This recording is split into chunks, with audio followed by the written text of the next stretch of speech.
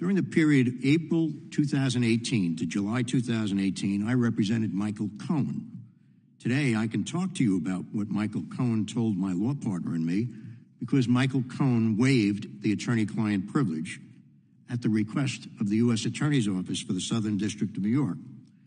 The reason was Michael Cohen had pled guilty to 8 felony counts in the Southern District and was seeking to lessen his sentence. And he thought he could be clever by going into the U.S. Attorney's Office and lying about cooperation. Michael Cohen went to the U.S. Attorney's Office and accused Rudy Giuliani and myself of conspiring to obstruct justice by tampering with a witness, namely Michael Cohen. The story, which they were floating at the time and his lawyers put out in the various newspapers, was that we had dangled a pardon under Michael Cohen's nose in order to keep him quiet so that he wouldn't testify against Donald Trump. When I received the call from the U.S. Attorney's Office saying, Bob, we'd like to talk to you about your representation of Michael Cohen, I said to them, can I presume that you guys are sitting there with a copy of the waiver of the attorney-client privilege? And they said, you presume correctly. I told them to scan it over to me, and once I received it, I'd be delighted to talk to them. And I did. I went down to 1 St. Andrews Plaza with a lawyer who had been the chief of the criminal division when I was deputy chief, Tom Fitzpatrick. And on the way into the office, he said to me, Bob, aren't you nervous? I said, what for? I'm going to tell the truth, and I have documentary evidence that corroborates me 6 ways from Sunday.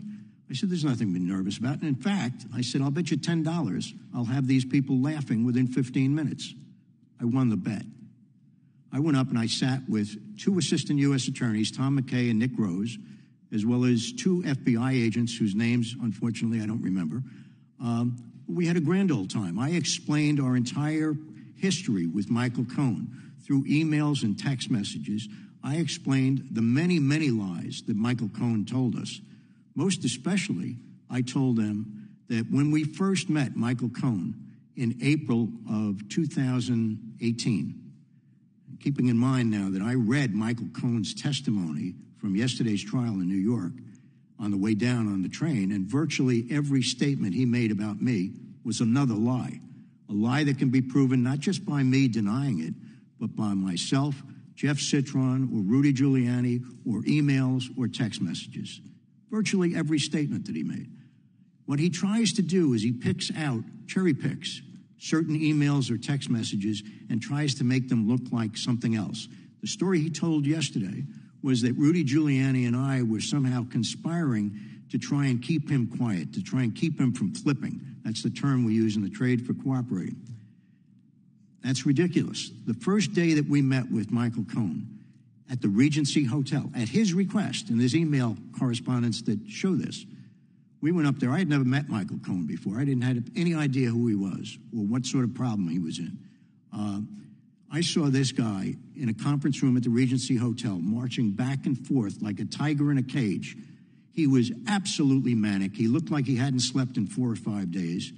And he kept on, he knew my partner, Jeff Citron, for 10 years. I didn't know the guy. He kept on pounding on the table throughout his speeches that day. Guys, I want you to know, I will do whatever the F I have to do. I will never spend 1 day in jail. He had to say that at least 10 times, maybe 20. It was his constant litany as he walked back and forth. So I said, Michael, sit down. We need to discuss what's going on here. He told us about the raid, that his offices had been raided, his home had been raided. And he said, I didn't do anything wrong, guys. I don't know what they're looking for. And I said, Michael, the people in the Southern District of New York are very smart people.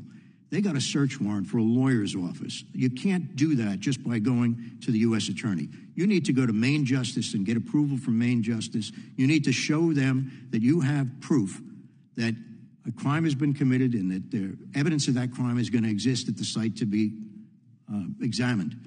I said, so Michael, these people think that you did something wrong. What is it? I said, this is protected by attorney-client privilege, and it was until he waived the attorney-client privilege. I swear to God, Bob, I didn't do anything wrong. In fact, I'm cooperating with the special counsel. I'm cooperating with Congress. Of course, he forgot to tell us that he lied to Congress, but that was part and parcel of the way Michael Cohen is. So I sat him down and I said, look, Michael, clearly here, you're not the target. Nobody's ever heard of Michael Cohen, but you are the lawyer for President Trump, and clearly that's their target. And let me explain to you how things work. When they get a search warrant, they're looking to gather evidence. They already have evidence against you for something, but you haven't told us what it is. And they are going to roll over you. You're just a bump in the road. Their target is Donald Trump. So I want you to think carefully now.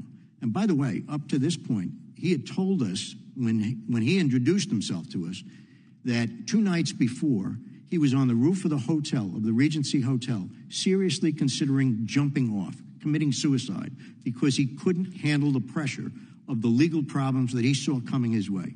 And what he wanted to find out from us that day was his escape route. That's what he called it. Guys, you have to tell me what my escape route is. What can I do to get out of this? And I did. My obligation as a lawyer at that point in time was to explain to him what his options were. Clearly, one of his options was to cooperate.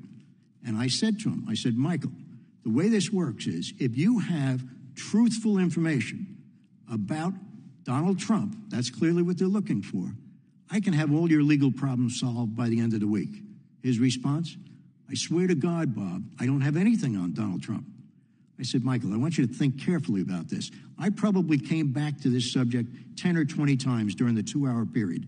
Every time I brought it up, every time he answered, I swear to God, Bob, I don't have anything on Donald Trump.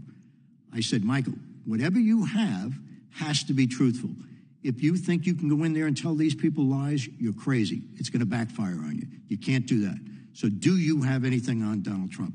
Probably the 5th or the 6th time I got around to doing that, he said, well, I know that money is missing from the Trump inaugural ball. I said, is Donald Trump involved in that? No. Does Donald Trump know anything about that? No. I said, Michael, that's useless. You're not going anywhere with that. You asked me for your escape route. I'm telling you your escape route. All you have to do is be truthful if you have some real evidence on Donald Trump. His litany was the same all the time. I don't have anything on Donald Trump. This is exactly the opposite to what I saw him say on TV. He was telling the grand jury in Manhattan and the district attorney's office. He said, I went in there, I believe, if my memory is correct, 20 times, including 2 appearances in the grand jury, 18 times preparation sessions with the DA's office. I was sitting at home listening to this, and I said, that's nonsense. That's not what he told Jeff Citron and myself. And I decided at that point in time, I've got to make it known to both the defense and the prosecution what the real story is, who this guy really is. So I provided all this material to Donald Trump's lawyers, and I provided it to the Manhattan DA's office. And I asked for a meeting with District Attorney Bragg because I wanted to go in there, let him look me in the eye, and let me explain all of the stuff that we had on Michael Cohen that showed that he's an inveterate liar. The guy can't be trusted. Bragg turned me down. But what he did say was, I'll let you have a meeting with the assistant district attorneys. Now, when the Trump people, we need you just. I'm sorry. When the Trump people heard about all of this, they insisted, as was their right under the law, that the DA put me before the grand jury. Right. So that I was scheduled for a Monday.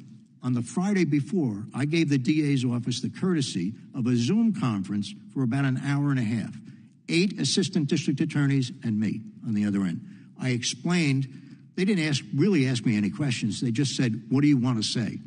Nice, warm greeting for somebody who's trying to show them the right path quietly and privately so that they could correct their error before they made it.